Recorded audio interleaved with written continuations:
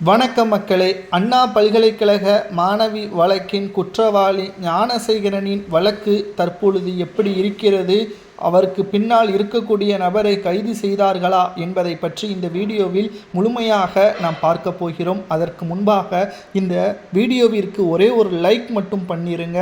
இந்த தேர்தலில் திமுக தோல்வியடைவதற்கு மிகவும் பயனுள்ளதாக அமையும். ஒரு சப்ஸ்கிரைப் மட்டும் பண்ணிருங்க.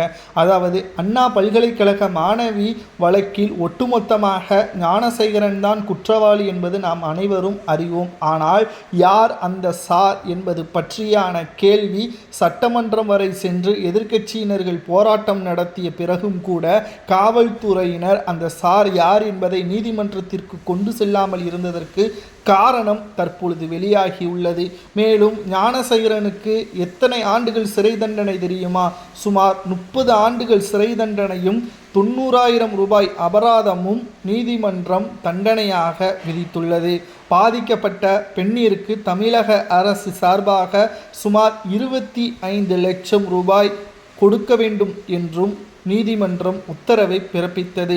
இந்த தீர்ப்பு நிச்சயமாக சரிதான். ஆனால் அந்த சார் யார், அதாவது குற்றவாளியாக இருக்கக்கூடிய ஞானசேகரனை விட அவனை தூண்டிய அந்த நபருக்குத்தானே அதிக தண்டனை வழங்க வேண்டும். யாருக்காக வேலை செய்தான்? கிட்டத்தட்ட பல வழக்குகளில் சிக்கியிருக்கிறான். இவர் என்னை காப்பாற்றுவார் என்ற நம்பிக்கையுடன் செயல்பட்டான் என்றால் அவனுக்கு பின்னால் இருக்கக்கூடிய அந்த சார் யார்? திமுகவை சார்ந்த மிக முக்கியமான அமைச்சர்தான் என்ற தகவல் தற்பொழுது கிடைக்கப்பெற்றுள்ளது.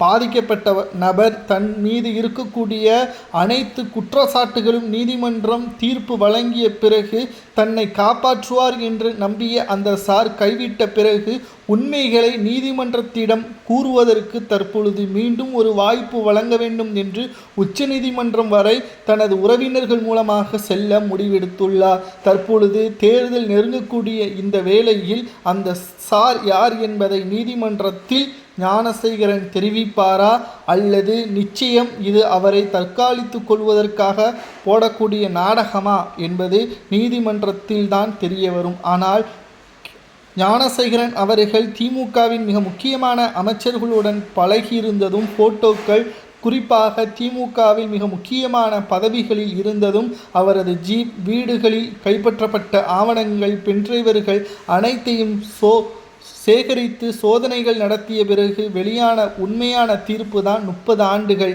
கிட்டத்தட்ட ஆயுள் தண்டனை வழங்க வேண்டும் என்று பலரும் நீதிமன்றத்திடம் கூறினார்கள். ஆனால் மனிதாபிமான அடிப்படையில் 30 ஆண்டுகள் சிறை தண்டனையும் 90,000 ரூபாய் அபராதமும் நீதிமன்றம் விதித்தது சரியா தவறா?